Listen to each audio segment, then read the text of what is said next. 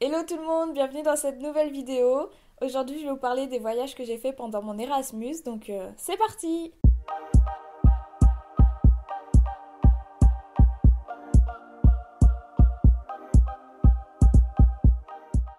Du coup, on va commencer dans l'ordre chronologique, tout simplement, et comme vous pouvez le constater, je me suis décalée un petit peu parce que je vais vous montrer les photos et les vidéos que j'ai pu prendre.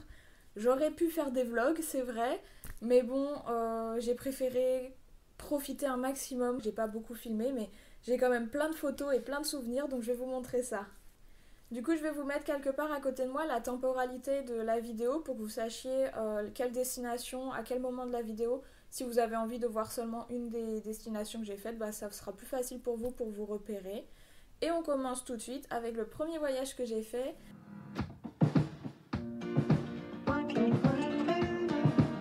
Donc je suis partie mi-octobre avec 7 ou 8 copines, je sais même plus combien on était. On est parti à Alesund. Donc Alesund, c'est une petite ville de Norvège, mais voilà, c'est une ville qu'on appelle aussi la Venise de Norvège parce qu'il y a énormément de bâtiments qui sont construits sur l'eau. Moi, j'ai trouvé ça magnifique. De toute façon, vous allez le voir dans cette vidéo, je m'émerveille d'un rien. Je sais que certaines de mes copines n'ont pas tant que ça aimé parce qu'elles ont trouvé que c'était une petite ville très simple, mais moi j'ai trouvé ça super calme et pour autant il y a des paysages typiquement norvégiens et c'est ça que j'ai adoré en fait. C'est une petite ville toute mignonne, il n'y a pas grand chose à faire mais c'est très joli à voir en fait. Je vous montre aussi, on avait pris un Airbnb en rooftop avec terrasse et la vue qu'on avait elle était mais magnifique. Alors il y a principalement deux choses à faire quand on va à Alesund. Il y a un point de vue après 408 marches. Bon, on n'avait pas un superbe temps, mais la vue sur la ville, c'est vraiment, tout est entouré d'eau, c'est splendide. Du coup, le deuxième jour, on a décidé de faire une petite croisière dans les fjords d'Alesund.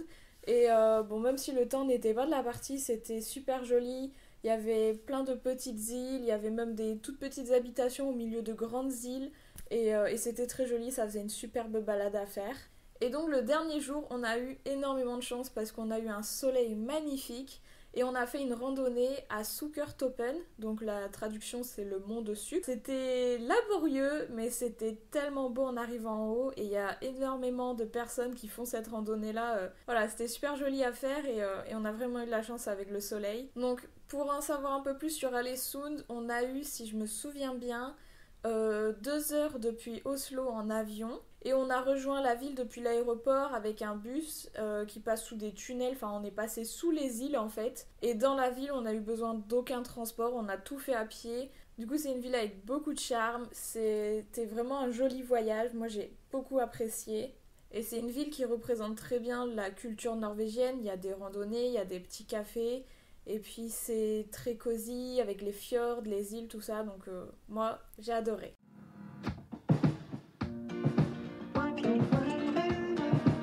Donc maintenant, deuxième voyage que j'ai fait, début décembre, je suis partie à Tromsø. Tromsø, c'est une des villes les plus au nord de la Norvège où en hiver il fait nuit tout le temps en fait. Donc du coup, Tromsø en début décembre, c'est vraiment des mètres de neige et c'est blanc partout. Il me semble qu'on a eu 2 heures d'avion depuis Oslo, mais je suis pas sûre. En fait, je crois que je me mélange les pinceaux avec toutes les villes où je suis allée. Mais bref, du coup, on a pris un bus depuis l'aéroport. On est arrivé en centre-ville. On a pu prendre un autre bus pour aller jusqu'au Airbnb. Oui, parce que j'ai oublié de préciser, mais je suis venue avec une autre copine, donc on était deux. On a décidé de prendre un Airbnb chez l'habitant. En fait, c'était une chambre dans une maison. Et c'était, je pense, la meilleure idée qu'on ait eue parce qu'on est tombé sur une dame qui était mais d'une gentillesse extrême. J'en garde un tellement bon souvenir de cette rencontre. Elle nous a raconté plein de choses sur la culture norvégienne et sur la ville de Tromsø et sur sa vie à elle. C'était mais passionnant, j'ai adoré. Du coup, Tromsø, c'est une ville qui est vraiment très touristique. Et en général, quand on part à Tromsø, c'est pour faire des activités très touristiques. Donc moi, j'ai choisi, en allant à Tromsø, de faire une balade en chien de traîneau et d'aller voir des baleines. Donc ça a un coût, hein, on va pas se mentir. Mais bon, c'est peut-être qu'une seule fois dans ma vie. Donc j'ai mis le prix dedans et j'ai pas été déçue.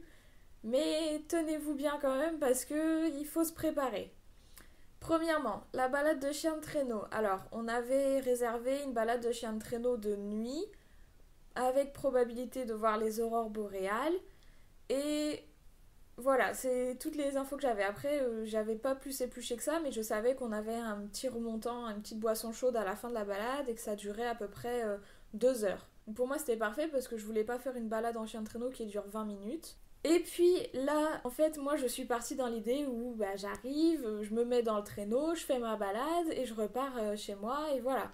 Sauf que non, pas du tout. Au bout de quelques minutes, j'ai commencé à prendre conscience que ça allait être à moi de conduire le traîneau.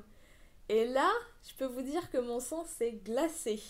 J'étais pas du tout prête à ça. Donc j'étais avec ma copine, ma binôme, et j'ai commencé la première partie de la balade à conduire. Et là, rien que d'y penser, c'est horrible. Mais en fait, on était 4 binômes, plus le propriétaire des chiens qui avait le traîneau en premier. Et on est parti, et au bout de quelques mètres, il y a eu des chutes. Moi, je suis tombée, je me suis fait traîner par le traîneau. Ça commençait vraiment très très bien. Mais bon, on a repris un peu nos esprits. C'était pour partir du campement, il y avait des petits chemins un peu sinueux, tout ça. Donc j'ai fait toute cette partie-là, je suis tombée 3 fois je crois, je me suis fait traîner 2 fois sur plusieurs mètres dans la neige parce que mon pied était pris dans le truc. Mais bon, après du coup ma copine a pris le relais et c'était sur une partie beaucoup plus calme. Donc du coup là on était entre 2 énormes montagnes, il y avait la lune qui était énorme, qui brillait au-dessus de nous. Et donc là j'ai profité de prendre quelques vidéos, quelques photos. On n'a pas eu d'aurore boréale malheureusement ce soir-là. C'est un phénomène naturel donc on peut pas prévoir de les voir ou pas. Mais bon voilà, la fin du trajet, je retourne sur le traîneau. Une fois qu'on est arrivé au camp, j'étais tellement dans un état second que j'étais crispée sur le traîneau, j'arrivais même plus à enlever. J'étais bloquée, j'étais comme ça, les yeux dans le vide. Si j'avais été préparée dès le début à me dire je vais conduire le traîneau, peut-être que ça se serait beaucoup mieux passé. Donc voilà, sur ce point-là, c'était très mitigé au début, genre j'étais super heureuse d'avoir fait une balade en chien de traîneau dans le Grand Nord, entouré de grandes montagnes, mais il me restait cet arrière-goût, cette arrière-pensée de j'ai failli mourir, clairement. Et donc on arrive sur la deuxième journée à Tromsø, et là on part dès le matin pour l'expédition, pour aller voir des baleines. Donc on est parti avec un énorme catamaran, on a fait pratiquement 2 heures de traversée avant d'arriver sur le point, et on a fini par voir des baleines. Alors, je vous accorde qu'on était très loin, mais juste de se dire, là, actuellement, je suis face à 2 baleines, c'était mais incroyable. Franchement, je pense que c'est l'un des plus beaux souvenirs que j'ai eu pendant mon Erasmus, c'est de me dire que j'ai vu des baleines. Et donc on continue la balade, et là on tombe sur un banc d'orques, donc il y avait une dizaine d'orques. C'était un truc incroyable en fait, c'était magique. Et donc voilà, les baleines, c'était la dernière activité à Tromsø, et après je suis rentrée à Oslo.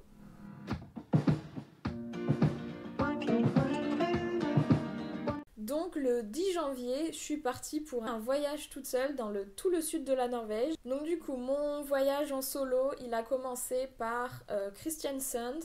Donc c'est une ville au sud-ouest d'Oslo.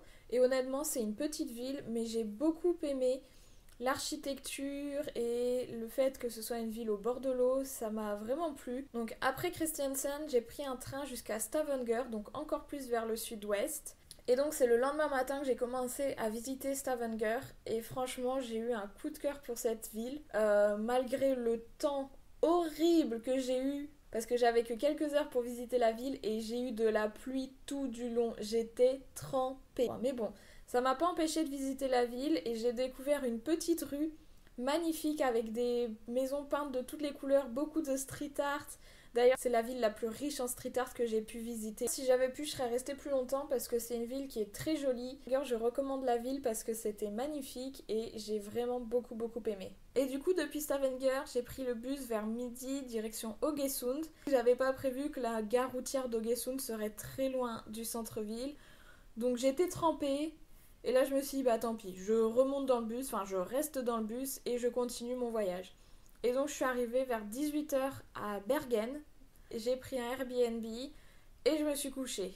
Et là le Airbnb, si je retrouve l'adresse ou quoi que ce soit, je le mettrai dans la barre d'infos parce que c'est le meilleur Airbnb que j'ai vu de toute ma vie.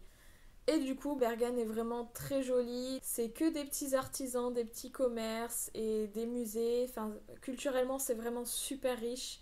Du coup Bergen, je suis restée 2 jours entiers, et du coup le dernier jour j'ai pris le train direction Oslo. En tout, il y a 7 ou 8 heures de train et donc on traverse la Norvège d'ouest en est. Et là, j'ai vu des paysages, mais qu'honnêtement, j'avais pas encore vu jusque-là et qui sont mais magnifiques. Des grandes étendues de neige, des lacs gelés, les fjords. Enfin, on passe par tous les paysages typiquement norvégiens. Donc, ce voyage en train-là, mais je vous le conseille à 100% parce que c'est vraiment l'un des plus beaux voyages que j'ai fait de toute ma vie. C'est juste cette traversée en train. C'était sublime.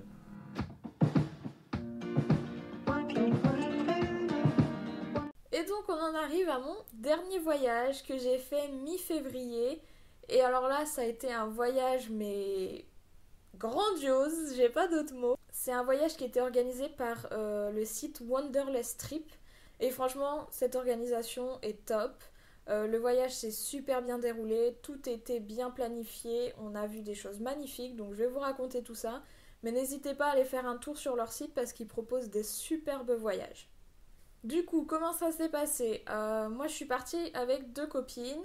On a pris l'avion Oslo-Helsinki. Et à Helsinki, un bus est venu nous chercher. On a fait le voyage de nuit. Et au petit matin, on était au village du Père Noël. Ouais, je suis allée en Laponie au village du Père Noël.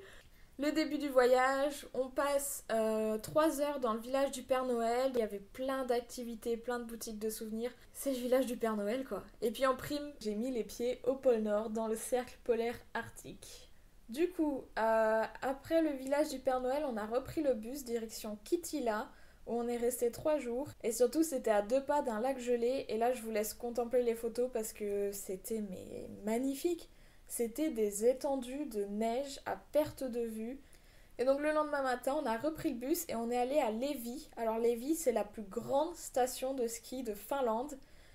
Donc j'ai skié. Alors faut savoir que c'était la 2e fois de ma vie que je skiais, hein. J'avais skié quelques semaines auparavant pour la première fois à Oslo. Mais voilà, si je retrouve les vidéos, je vous les montrerai. Et en plus, il faisait moins 20 degrés. Est-ce que vous imaginez moins 20 degrés? Je vais vous mettre une photo, j'ai les cheveux qui avaient gelé. C'était mais à mourir de rire. Par contre, le soir, les moins 20 degrés, on les a sentis quand on a passé 3 heures à attendre les aurores boréales.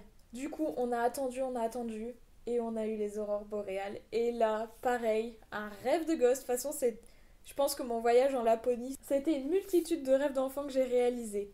Et là, de voir des aurores boréales, c'était mais magique. Et il y a eu le 2e soir où on est allé dans un village Sami. Donc les Sami, c'est la population scandinave en fait, qui continue à avoir les traditions et la culture d'antan, et donc du coup l'élevage de rennes. Donc j'ai donné à manger à des rennes.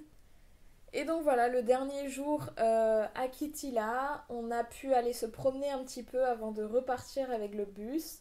L'occasion pour moi de faire un ange dans la neige, voilà, un autre rêve d'enfant qui se réalise encore. Et donc le dernier jour, on a pris le bus direction le village de glace. Donc là, je vais pas faire une description, c'est un village de glace, mais c'était quand même magnifique. Il y avait des sculptures avec des jeux de lumière, et puis il y avait un bar glacé, enfin, c'était vraiment une expérience, et pareil, ça faisait partie du voyage, et c'est le genre de truc, je me dis, si ça n'avait pas fait partie du voyage, que ça n'avait pas été organisé, j'y serais peut-être pas allée. Et du coup, j'ai vraiment profité parce que j'ai eu la chance de pouvoir y aller. Donc pour moi, c'était tout bénef et j'ai kiffé. Et du coup, après le village de glace, on a repris le bus de nuit pour arriver à Helsinki de nouveau. Et donc moi, avec mes copines, on s'était mis d'accord que on reprendrait l'avion plus tard dans la journée pour avoir le temps de visiter Helsinki. Et donc pareil, Helsinki, j'ai adoré. Je pense que ça vous surprend pas. Moi, j'adore regarder les architectures des bâtiments quand je visite une ville. Donc là, j'ai été servie. C'est magnifique. Et donc voilà, c'est là qu'a pris fin mon dernier voyage, sachant que là, il y a quelques jours, j'aurais dû rentrer de Copenhague. Donc ça s'est pas fait à cause de la situation actuelle, mais bon, c'est pas grave, je m'en remettrai. C'était la première fois que je voyageais quand je suis venue à Oslo pour 1 an, et j'en ai profité là pour faire 4 magnifiques voyages. Et clairement, j'ai qu'une envie maintenant, c'est de voyager partout, j'ai envie de découvrir le monde.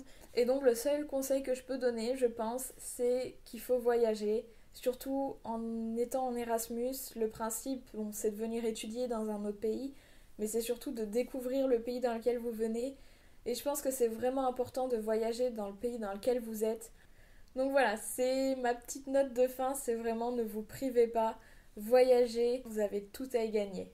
Donc voilà, j'espère que ma vidéo vous a plu. J'espère que ça vous a donné envie de voyager. J'ai essayé d'être le plus clair possible, mais j'avais envie de vous raconter tout ce que j'ai vécu. Mais bon, ça aurait pris des plombes, alors je me suis retenue.